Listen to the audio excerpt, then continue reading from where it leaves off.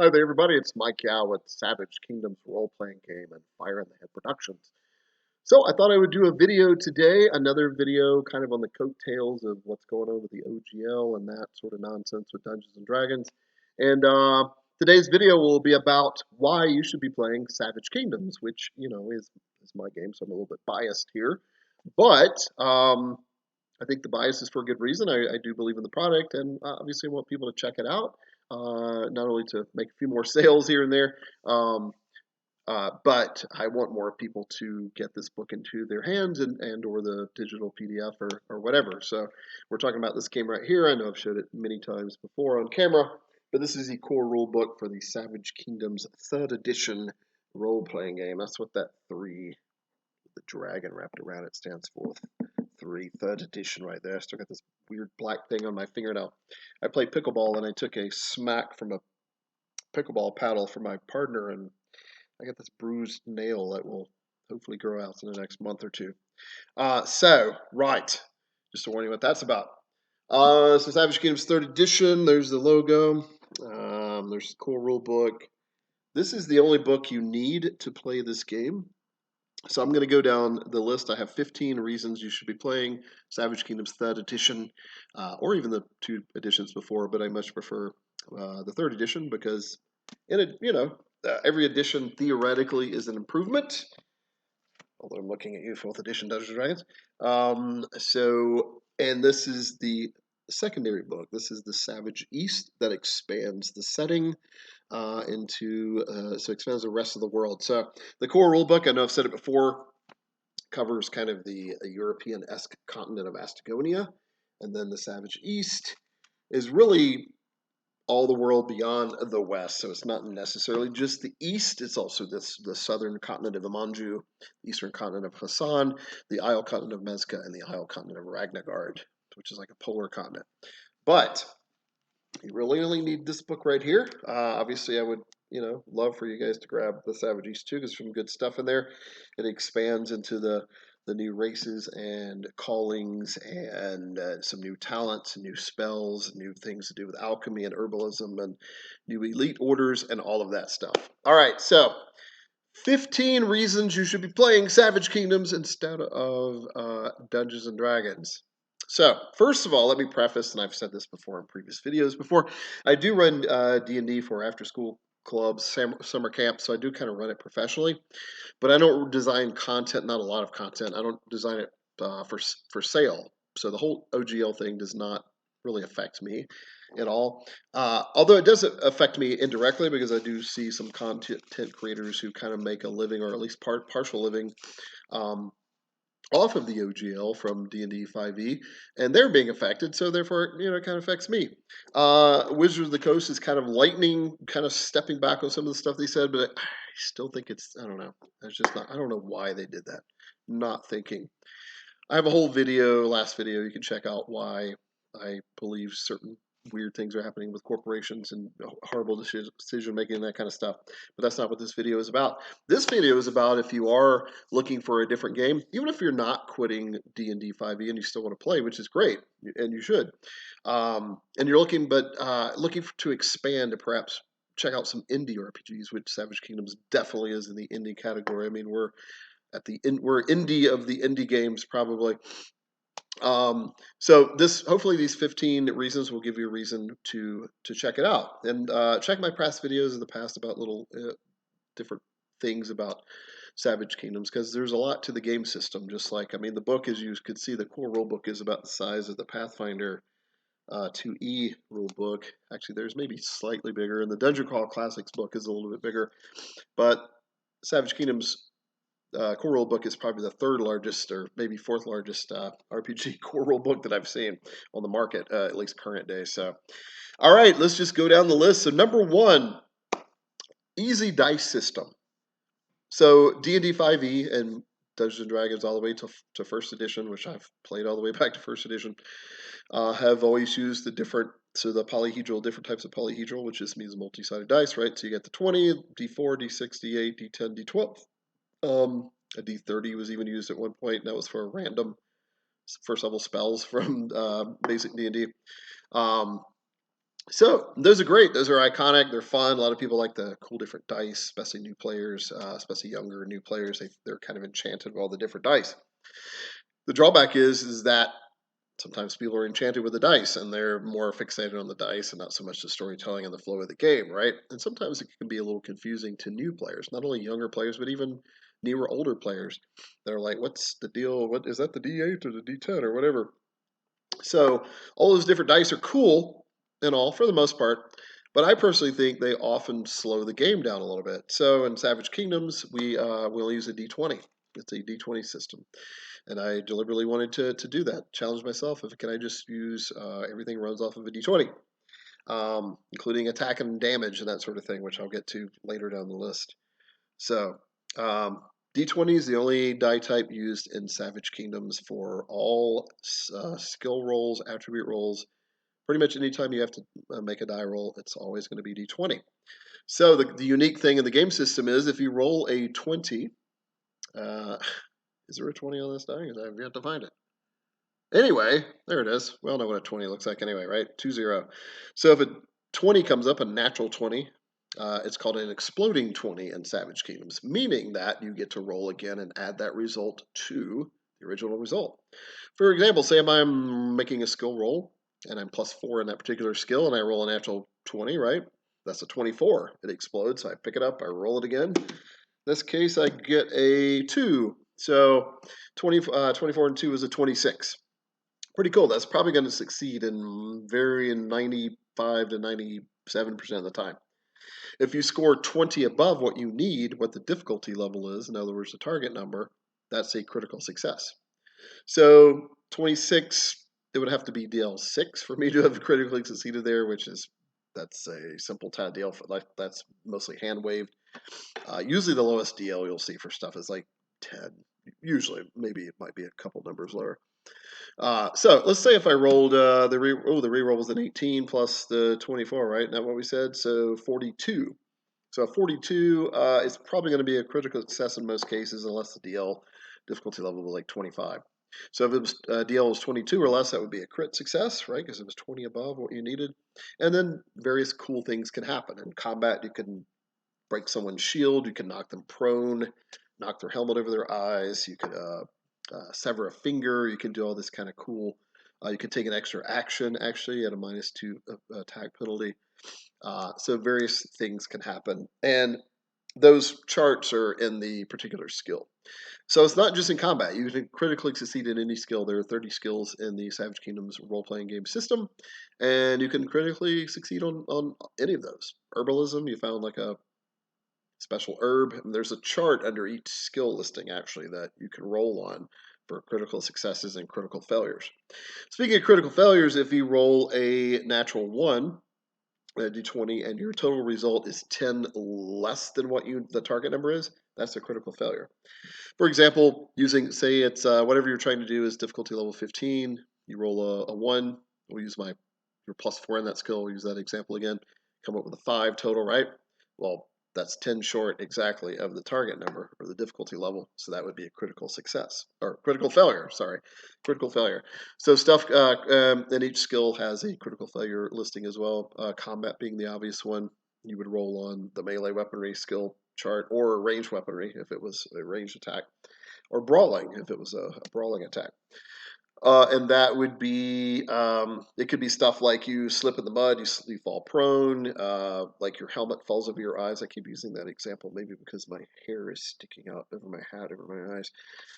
Or you accidentally broke a piece of equipment or something like that. There's a whole like chart. And it doesn't even necessarily have to be that chart. If the GM gets really comfortable, he or she can come up with whatever on the fly, or you might even let the player decide. But you have to have a pretty good group that you can trust, and they don't overdo the effect or do the effect. You kind of have to look at the chart, the list, and kind of see, okay, that's kind of the level we're getting at for a critical failure, critical success.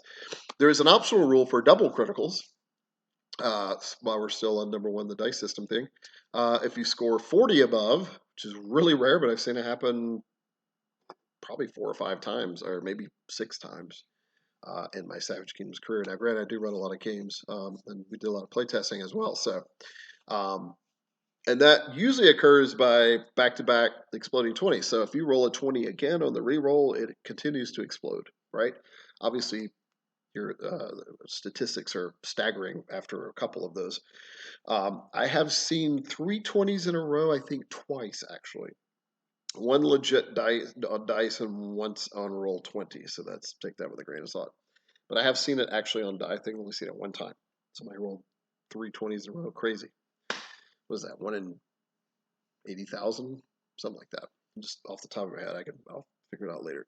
So anyway, very difficult. So yeah, it's a possibility. And if you want to use the optional rule of double crits, if you score 40 above, you get 2 critical effects or 1 major one.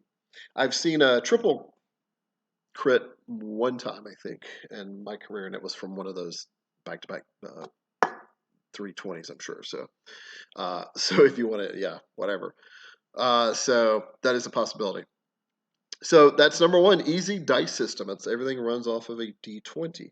There are, if you want, the caveat to that, in the book, there is, in the core rulebook, the charts that I just talked about in the critical success, critical failure charts, some of them are like, there's like 1, 2, they're actually numbered like 1 to 6, 1 to 8. So you could use the weird D&D dice for that, like D8s and D6, whatever the number is. Or you could just choose the effects, and that's why I didn't really worry. The number system isn't necessarily for a die roll. You can roll randomly, or you can choose the effect, or have the player choose the effect. Point is, you don't want to slow the game too much, as long as it can be done pretty quickly. Fortunately, critical successes and critical failures are fairly rare in the game, which is what I wanted. I don't really believe in a natural 20 always being a crit and everything. I think in combat and D&D it's fine, but it's just it happens a little too often at that point. Like 5% chance, right? All right, moving on to number two. Number two, why you should be playing Savage Kingdoms role-playing game and not necessarily D&D 5e, or in addition to low magic / gritty. The system is a low. I call it a low magic system. It's probably more of a mid magic. I know that's not like a term people like to do. They like to either say high magic or high fan. Actually, those are not necessarily always the same either. High magic or low magic. It's probably kind of in the middle, but since it's probably maybe skews a little bit on the lower side, which is what I wanted. It's actually probably a little more magic in it than I originally intended. / gritty. So those kind of go together. So it is a setting that I describe. It's kind of in a Dark Ages setting. It's kind of in between, like the glorious kind of antiquated setting that say traditional sword and sorcery is set in, and then the typical kind of D&D or high Middle Ages, if not early Renaissance setting. So Savage Kingdoms fits right in between both of those kind of Dark Ages to early Middle Ages in the real world. Yeah, you have to be careful though. It is a fantasy setting, so it's a little too easy to use the real world history.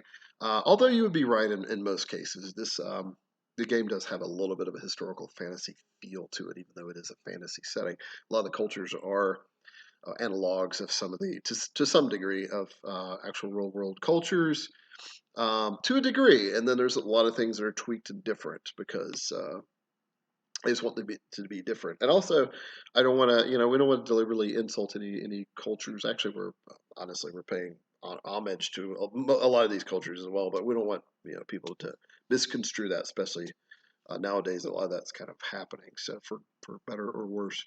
So it is kind of a low magic, gritty system. Magic is fairly rare. It used to be greater several thousand years ago, particularly during the age of fairy and the age of dragons. And then as the age of, towards the end of the age of fairy kind and sort of the early age of the age of man, which is about 5,000 years ago, that's when magic started kind of waning a little bit as the more fantastical races were kind of taking a kind of a back seat a little bit. And this, if you're getting a Tolkien-esque feel from that, that's fairly accurate. And so humans have to resort to what is often called sorcery. So magic is kind of a generic term, and that's almost like a friendly term, right? Sorcery is probably slightly more accurate and also a little darker connotation to it. So where humankind has to do these rituals since we're not gifted with a particular bloodline, most of us anyway, in the setting. You can be though, and I'll get to that slightly in a shortly. Um, Mortals have to perform these ritual spells for the most part. So ritual magic is the default spellcasting methodology in Savage Kingdoms. Not necessarily for player characters. They can still do it. It takes an hour to cast a ritual. 4 hours if you know the extended ritual talent, which allows you to spend an entire 4 hour ceremony, massive, and you get like a what is it, a +5 bonus on your magical arts roll. So takes a lot of time, but it has a really big payoff if you can manage to get 4 hours to do that. Otherwise, the magic system.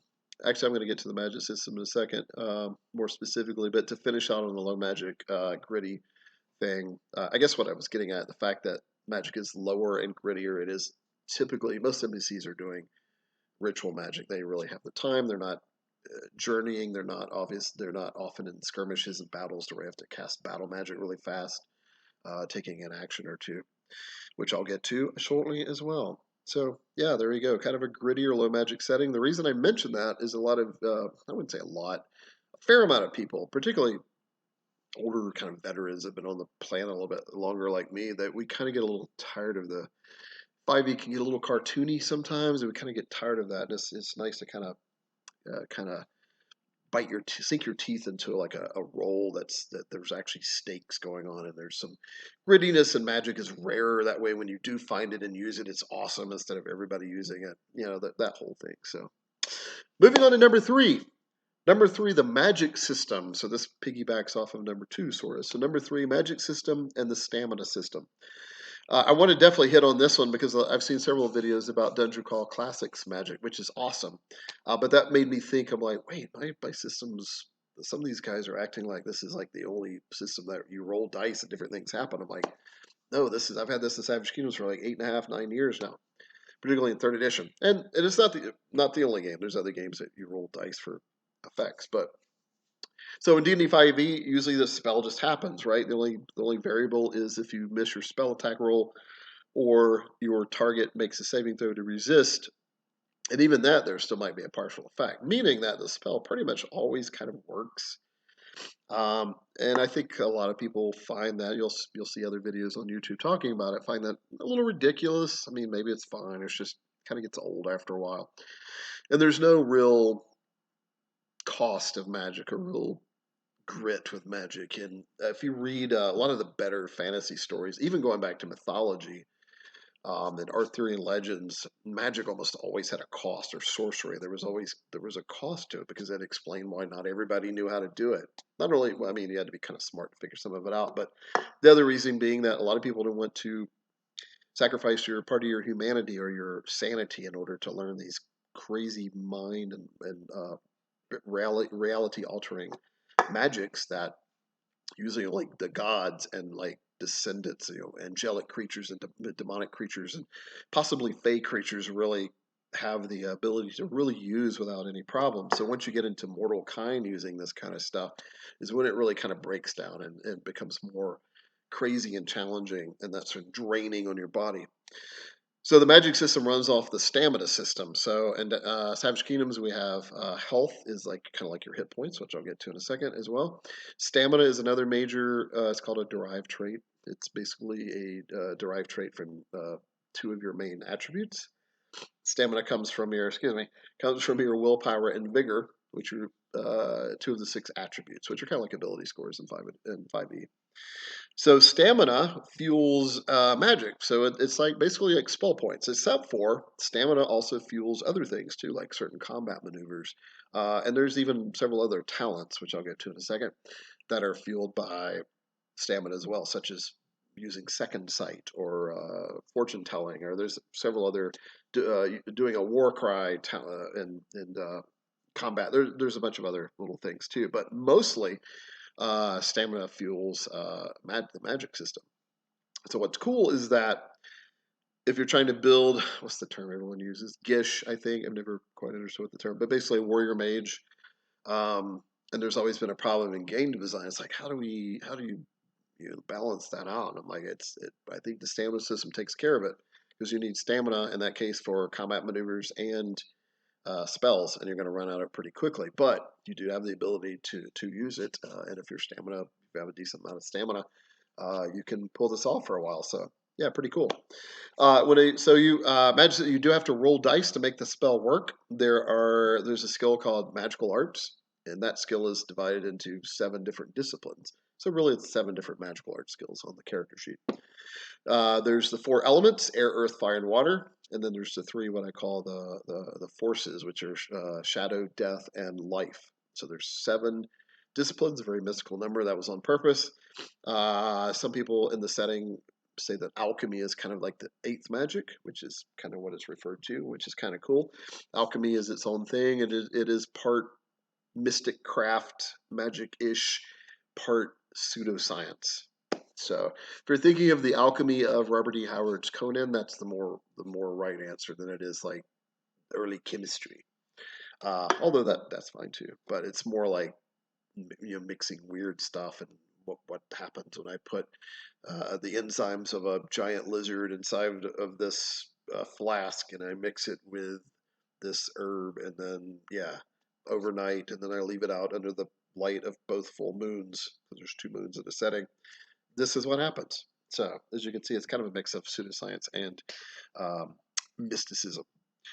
So yeah, you would have to make. So for example, going back to our D20, say you want to cast a spell, and each spell has a discipline that it falls under. In fact, some spells fall under several disciplines. Either it's earth, air, whether shadow, life, whatever. For example, heal wounds is a life magic spell. Magical healing is pretty rare in the system because it actually harms the caster. It actually takes some of your life force in order to heal others. So you're using your own life force and putting it into others, which is kind of cool. There is a talent, however, called Blighter that you can drain life essence from the surrounding vegetation and small animals. So, which is great and all, but sometimes when people witness that, they might have a problem. We just had that in a couple of sessions last night with an NPC who was very disturbed by a PC using the Blighter talent to heal and end up sort of leaving the party early. So, all right, magic system. So yeah, you would have to roll it. So each spell has a difficulty level, just like anything else, whether it's 10, 15, 20. I think some of the greater spells are 25. You would have to roll some of the more powerful ones. And then it costs stamina, whether you succeed or not. So if you fail in your magical arts roll, if you fail to hit the DL, you still expend all of that stamina. And the reason why it describes it in the book, as far as world building goes, is that you are that power, that energy, that life essence, that stamina still gets expended whether the spell works or not. So if the spell works, in other words, there's always some energy outlet, right? So if it manifests correctly, like in the way you wanted it to conjure the wall of fire that you were trying to do, or heal the wounds, or cast the warding spell around you, um, that is a success to make it work the way it wants to. But if you fail the roll, stamina is still expended. The spell kind of happened and just didn't form in the way it was supposed to. Meaning that if you critically fail the roll, different things can happen. So the spell can manifest in a horrible way, like if you were using a fire magic type spell, you might burn yourself. If it was a water spell, you might suddenly all the water evaporates out of your body, or suddenly you're drowning for a few seconds, and you would have the stunned or sickened condition, if not worse. Stuff like that. Yeah, a death spell could paralyze you for a moment. A shadow spell, shadows often mine magic and divinations and illusions, and so you might stun yourself, or you may believe in a creature that just came out of nowhere that's actually just an illusion, something like that. So it could be pretty interesting when you critically fail spells. It's pretty rare because most people use a luck point. There is a luck point system in the game to add to your die rolls or to gain an extra action in combat, different stuff like that. So not really on the list. I just thought I'd mention that. But yes, the magic system runs. It can be dangerous and very interesting if you critically succeed in a magical arts roll. Various things you could save. You could cast a spell saving 2 points of stamina, which means if it reduces to zero stamina, it's zero stamina. It didn't cost anything. Is one of the critical success effects. There's some other things too. You could the duration could double. The maximum damage can increase by 5. Stuff like that. So very cool. All right, I'm going to move on because we're at 25 minutes and I'm only on number 4. Number 4, non-bloated hit points. So I know one of the complaints in 5e, and I'm definitely one of them, is that it's called hit point bloat, right? It's especially mid to high levels, things just have 122 hit points, and it's kind of ridiculous. And yes, we describe it as best we can as that you're taking glancing blows. At this point, you're so skilled and perhaps blessed by the gods that you're shirking off damage. My point have always been to that as a game designer is like, why didn't the defense increase instead of hit points? But I think back in the day with Gary Gygax, I think he was just wanting to make it a little more simple and just add more hit points, which is fine. It works. However, it does run into what we call as hit point bloat that a lot of people do complain about.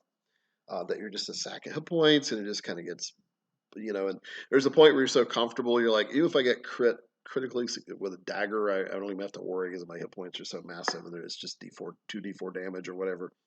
And it shouldn't be that way because a dagger, if you're not, especially if you're not paying attention, could kill you, right?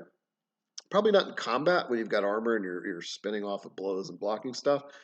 But if you're being sneaked up on with a dagger, just to use that as an example, or a claw, you should be in a pretty serious threat. And this system has that covered. So in SK, we have health is what it's called. It's basically the same as hit points, but it's all scaled down. It's very small. Every advancement you gain, which is our term basically for a level, um, it's both traditional leveling up, but also not, which I'll get to later on. I think it's on my list here. Yeah, number 11 actually. So health is excuse me, it's a mix of your physique and your vigor, which are two of your main attributes. And if you increase the endurance skill, that actually bumps your health up. But the most it can ever increase in one advancement is 3. 3 health. That's the most you could ever increase. Sometimes it doesn't increase at all. Sometimes it's maybe only. I say on average it's probably 1. Way to increase health really. So and the way you can get 3 is that if you increase your physique. Every odd number advancement starting at 3, 3, 5, 7, 9, one of your attributes goes up. So if your physique goes up, physique counts for 2 points of health, and vigor counts for 1. And then if you put a skill level in endurance, that also goes up. So point being, without bogging it down, you're only increasing your health maybe 1, possibly 2 points per advancement at most. Like I said, you can up to 3, but you would have to really specifically target that. So it makes it it makes it very, very interesting. You have there's a skilled NPC that you're like, oh, he's got 140 hit points. There's really no way. You still might have a decent chance at this person, and vice versa. The PCs are never quite comfortable either, as it should be. So non-bloated hit points with the health system. All right, number 5, hybrid class/skill system.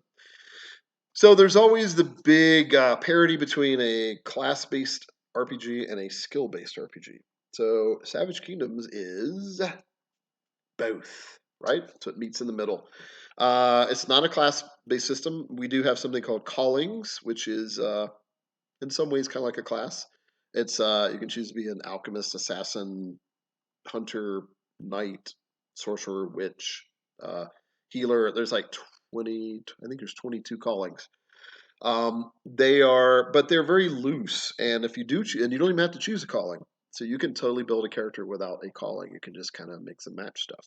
If you do choose a calling, however, you will end up saving a couple points when you're building the character. So if you are really looking at managing points, and what I mean by points is that when you buy talents, which are kind of like feats in D&D and class, certain abilities, special things that your character can do, they each have a talent point cost anywhere from 3 to 8, I think is the highest, and 3 to 8 points. But they can be lowered by, if you're a specific calling, some of the talents cost less because of your calling. For example, the assassin calling, I'll just use that one.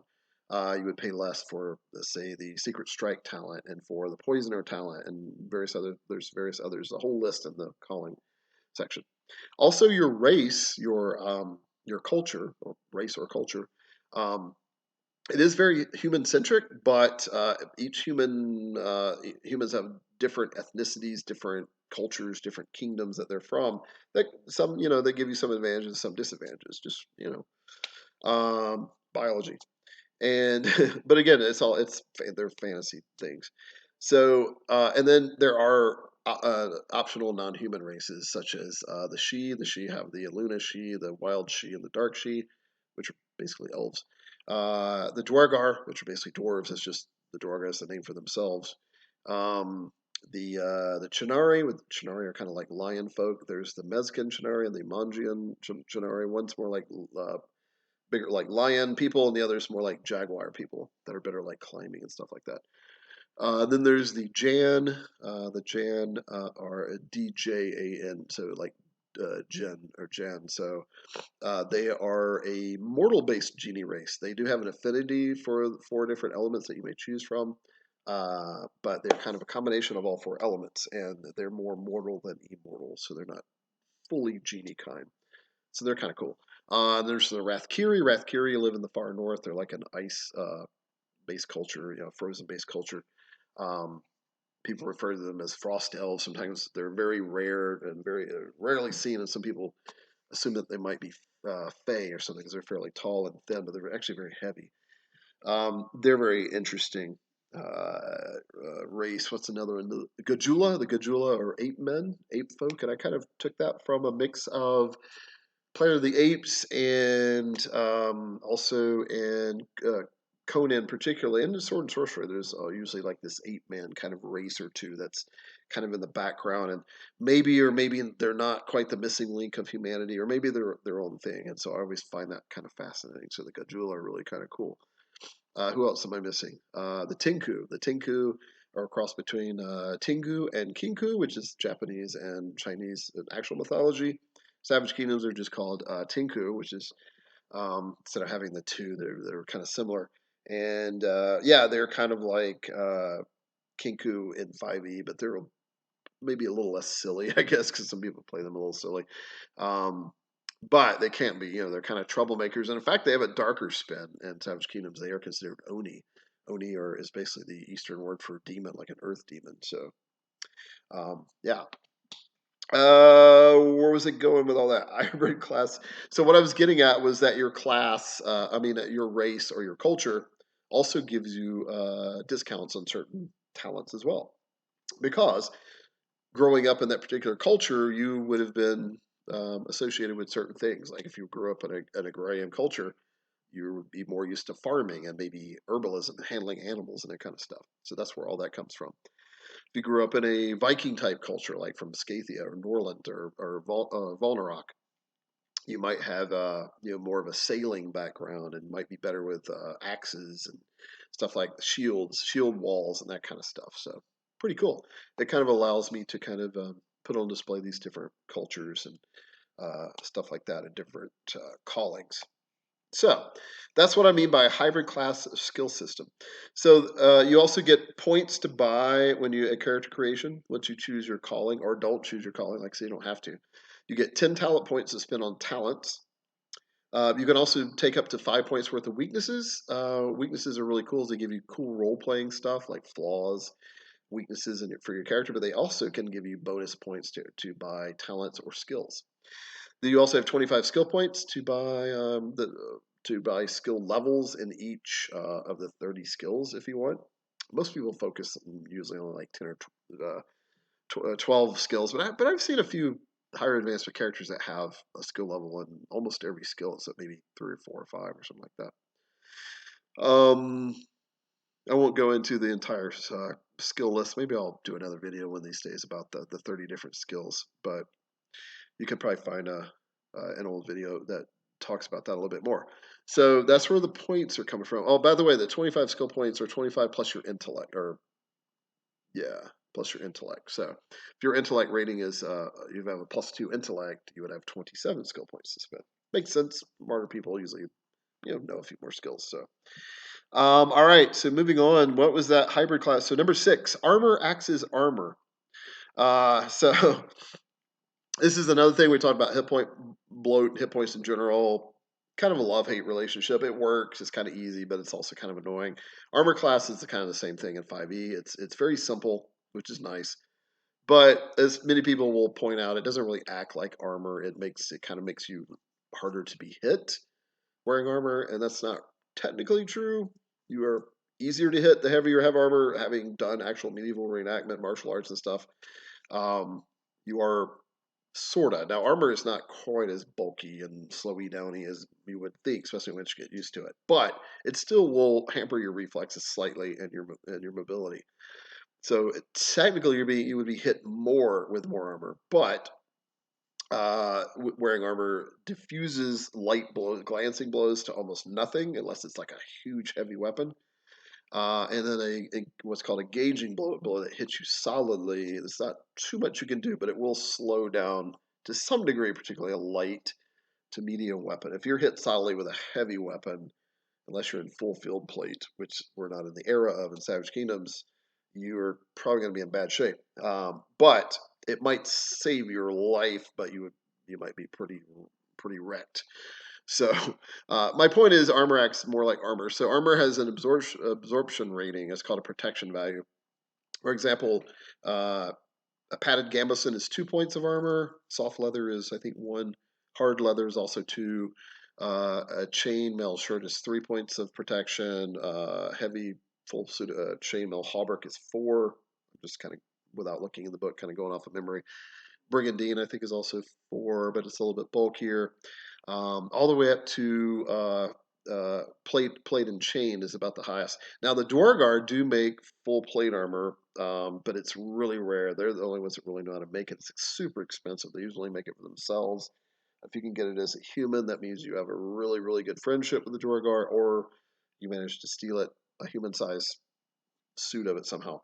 But really, the heaviest armor you can really is plate and chain, also known as plated mail or half plate, and that is protection rating, if I'm not mistaken, 7. And then a shield adds up to 1 to 3 points. A buckler 1, medium shield 2, uh, large shield 3. Like a tower shield, like the Laurentians use, which are kind of like the Roman Empire and Savage Kingdoms. Excuse me.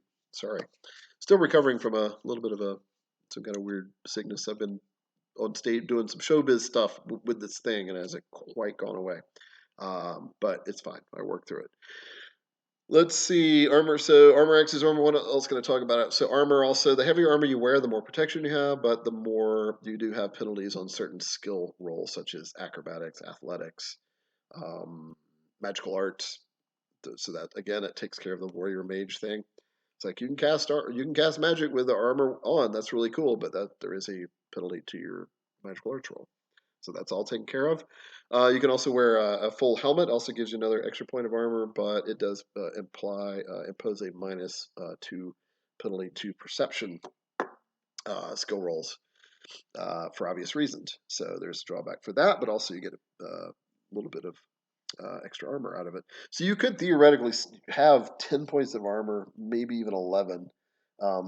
It should be really weighted down, but you would be, yeah, it is awesome. I've seen some knight type builds with 8, 9, 10 points of armor. Just every time you hit, you're just, so that's how it works. So say if you're hit for 8 points of damage and you got 9 points of armor, you take 0 damage.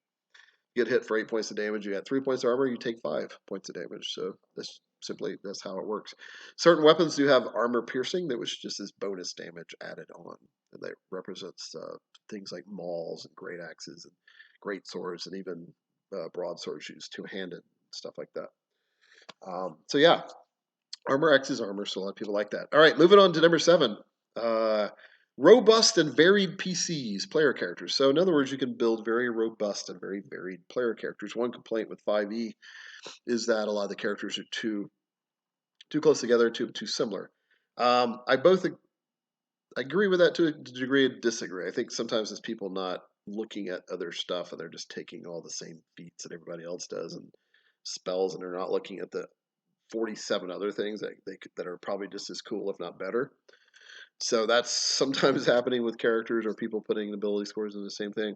On the other hand, I kind of agree with that also. 3.5 D&D was a lot more robust. Now, granted, it also got a little bogged down and stuff over time, but you could create very varied. I think Pathfinder 2E, you can create some really cool varied characters.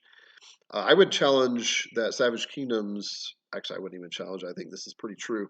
Can produce even more varied characters than even something like Pathfinder 2E, which is a great game. But because the fact that it's not locked down specifically into classes and stuff, you can come up with all kinds of varied. So if you're really into creating very vastly different player characters, Savage Kingdoms is for you. Some of my friends who play and other people have written in there just like, hey, I just like created 10 characters today because I had nothing else to do. It was really cool. So I got all these different variations, and that was really cool. That was kind of one of my design goals for that to happen. So yeah, when you're looking at the 30 different skills and all the talents you can buy, and there's 6 different categories of talents. There's blood talents, mystical talents, social talents, subterfuge talents, battle talents. I think it's in there's a miscellaneous category, so 6 categories. From all of that and the 30 different skills, and then the weaknesses you can get, and all the different callings and the different cultures, it's really really hard to make characters identical, which is cool unless you really want to as a GM. All right. So robust and varied player characters. I use the term robust because some of the fans of the game that have written in, they often use that term, which I think is really cool, and I appreciate that. Number 8, skill point system. So D&D 5e, again, and this is boon and bane in my opinion.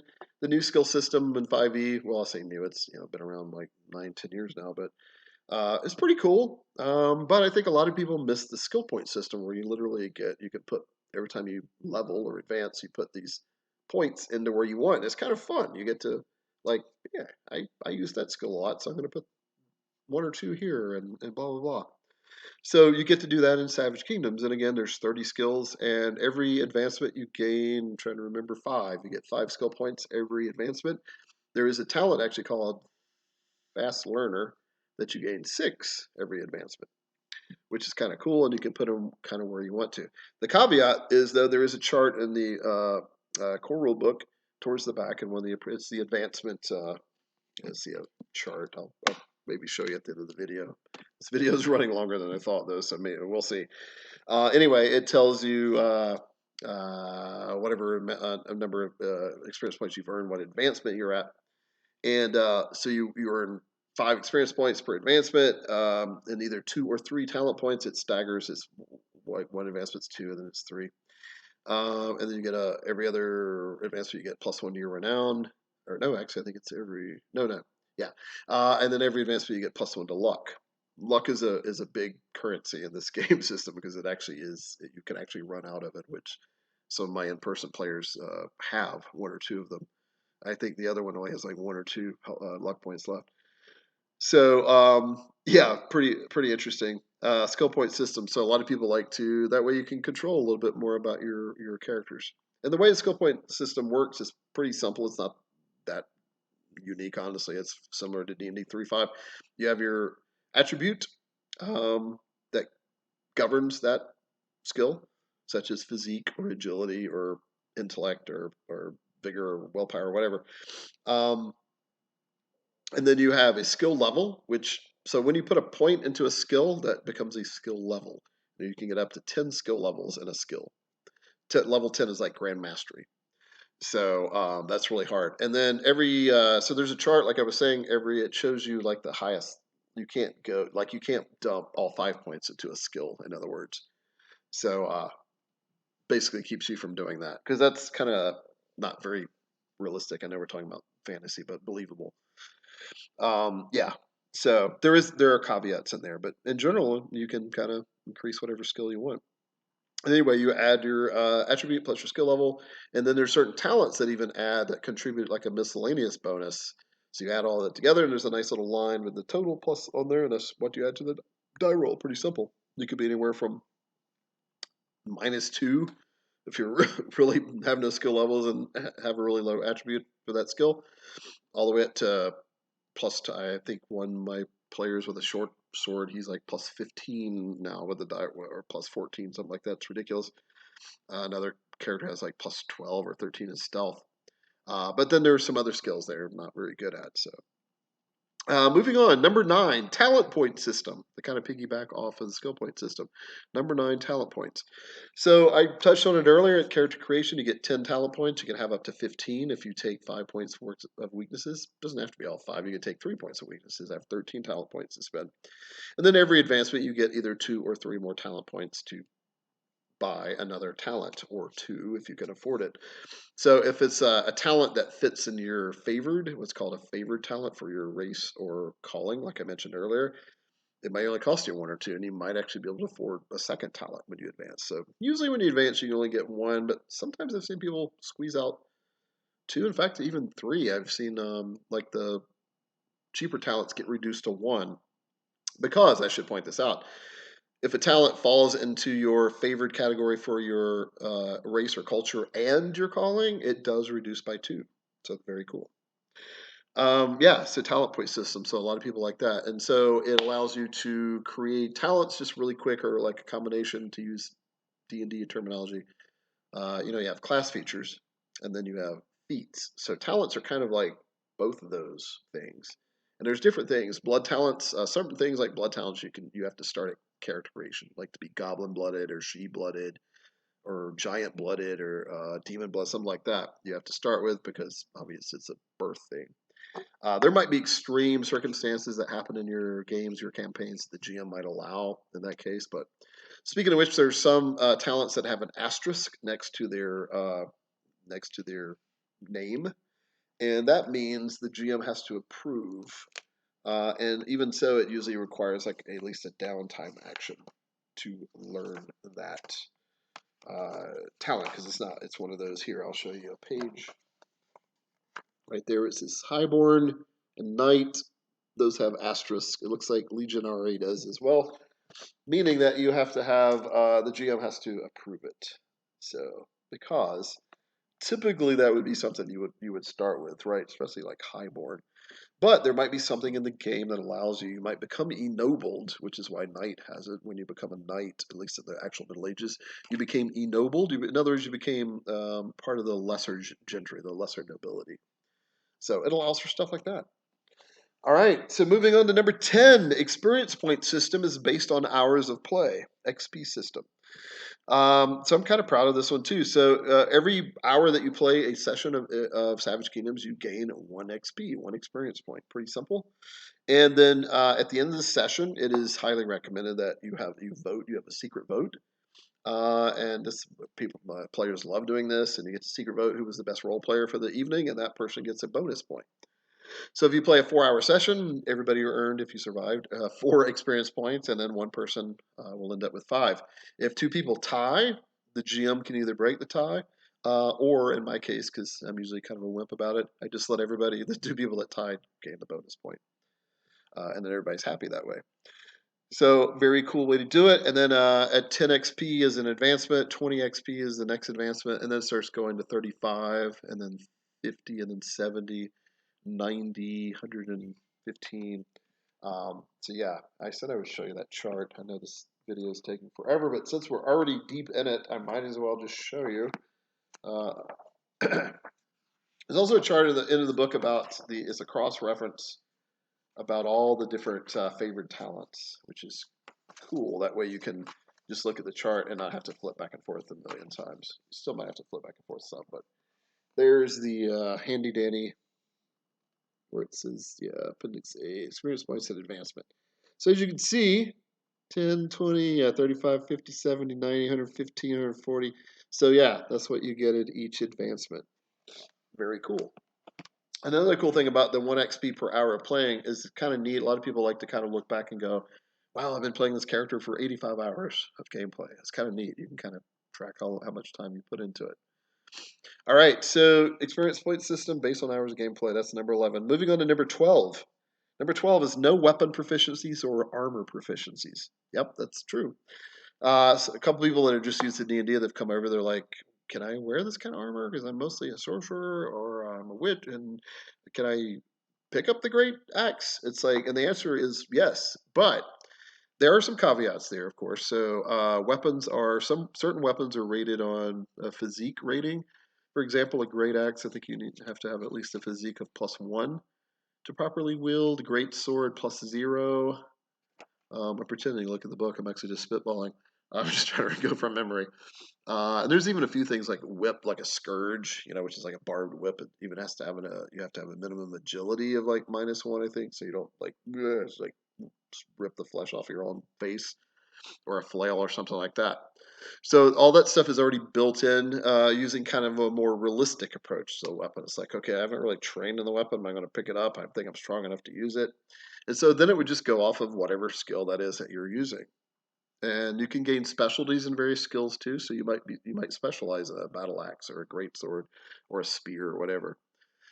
So if you pick up a weapon you're not don't use a lot, it kind of takes care of itself, because you have to have the minimum requirement for this for the ability or for the attribute, and then most likely you probably don't have a lot of skill levels in that particular skill anyway. So, but if you do, yeah, go for it. Um, and to explain it a little bit more, it doesn't mean you can't suddenly use it at all if you're short by 1 point of physique. It means for every point that you're short for the minimum of physique or agility, whatever it is, it's -2 to your attack roll. So if you have a -1 physique and you swing the great axe, it's you can do so, but it's at a -4 penalty because you're short by 2 points. So yeah, already kind of taken care of there. And I think certain yeah, like and using a large shield actually even has like a minimum physique requirement of -1 or maybe +0, which is average. So yeah, what armor weapon proficiencies are not really there, but they kind of are, just in a different way. All right, number 13, new/unique monsters. So Dungeons and Dragons have some very famous and infamous monsters, which are really cool. But I know a lot of people get a little tired of them. D&D has a few of its own, like Beholder and Mind Flayer and Gelatinous Cube. Those are all Displacer Beast, all D&D specific. And then most of the other creatures are creatures from mythology, which is great. Savage Kingdoms has a lot of those too. I love a lot of creatures from mythology. SK has a different spin on a lot of them, though, so be warned. The Banshee is very different. I made that one very specifically different. I thought I had fun with it. The lore of certain creatures. There's a creature type called Gorgons. Gorgon is a generally, it's mostly going to be from Greek mythology for the most part, not always, but it's generally an aberration, something that's part man, part other animal, or just two parts different animals, such as minotaurs and griffins and hippogriffs and chimeras and stuff like that, hydras. So yeah, a lot of unique and creatures. Some of them can be pretty deadly. They're not quite as, actually, honestly, not quite as like nasty as I thought they were going to be. Plus, almost always happens in every game system, except for some of them can be really nasty if you're not armed particularly, or if you don't not negotiate with them, or move around them or something like that. So yeah, so you'll encounter some really cool different approaches to monsters and demons and different supernatural creatures in the setting, which is really cool. All right, so number 14, elite orders and affiliations.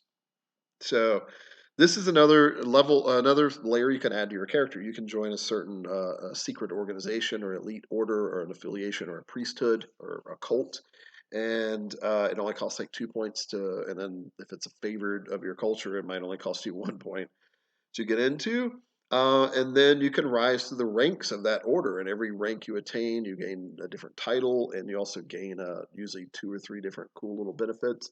Like you might gain +1 to Magical Arts Earth, or +1 to your herbalism rolls, or you might earn a cool piece of. You're given an exceptional quality dagger or a master crafted spear or something, depending on what the order is about. And for example, there's a bunch of different cool orders. There's the Order of the Emerald Harp.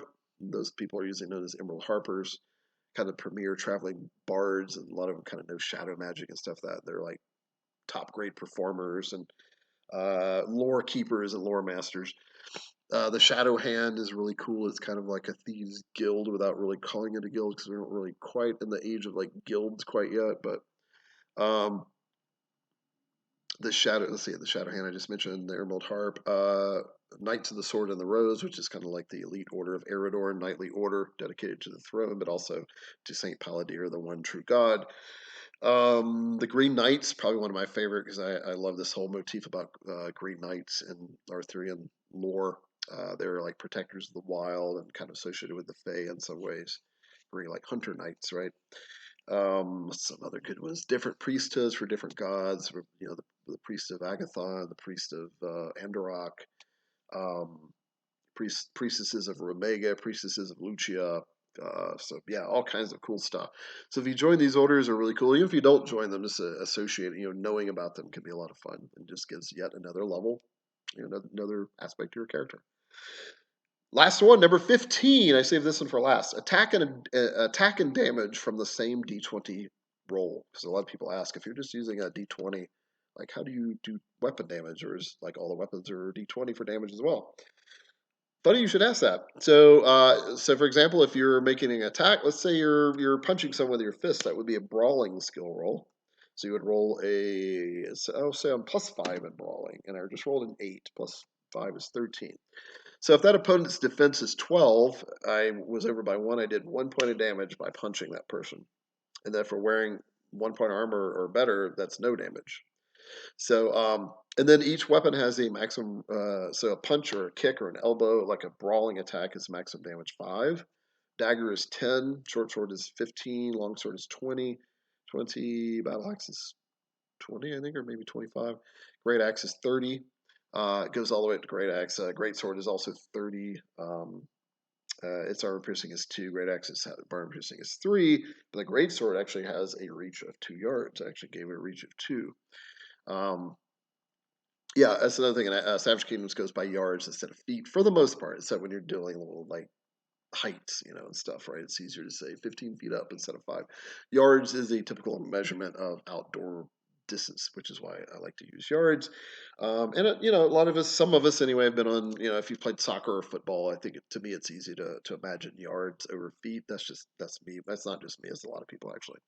But I wanted to do it like that. So attack and damage from the same. Yeah. So for example, I attacking, we'll say a long sword, and I roll a 23 against the opponent's defense of 15. That's 8 points of damage because it was over by 8, right?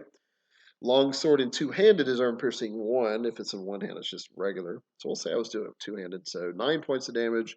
We'll say that person had 4 points of armor. He takes 5 points of health damage from that wound. Very, very simple, very quick. So there you go. Attack and damage from the same D20 roll. Spells work the same way, like damaging spells. For example, say I'm casting Fiery Blast, and I roll my magical arts fire roll, and I got an 18. The difficulty level for the spell to manifest correctly is a 10. That would be so. It worked. So the way, and then the opponent has to make an acrobatics roll to dodge out of the way. So 18 is the number to beat, right? So we'll say they rolled you know what? I'm just going to roll it. Ooh, a 6. We'll say they're only +2 and an 8. 10 points of damage, right? 8 from 18 is 10. Good thing, maximum damage from Fiery Blast is 10 points of damage. So that person took 10 points of damage. For an average person, that would be unconsciousness. So armor only works half as effective against or energy attacks. So acid, fire, cold, lightning, armor only counts as half. So very simple. So there we go. I think that's it. I managed to do it less than an hour. I was hoping to do it around 45 to 50, a little bit over, but at least it's less than an hour. So thanks for tuning in. That is 15 reasons you should be playing Savage Kingdom's role-playing game from Fire in the Head Productions instead of or in addition to 5e during this whole OGL thing. And even if it's anyway, you should just be trying it out, right? Maybe I'll do some smaller videos to break some of this down. That was a lot of stuff, but thanks for tuning in, and I'll talk to you guys again soon. Thanks.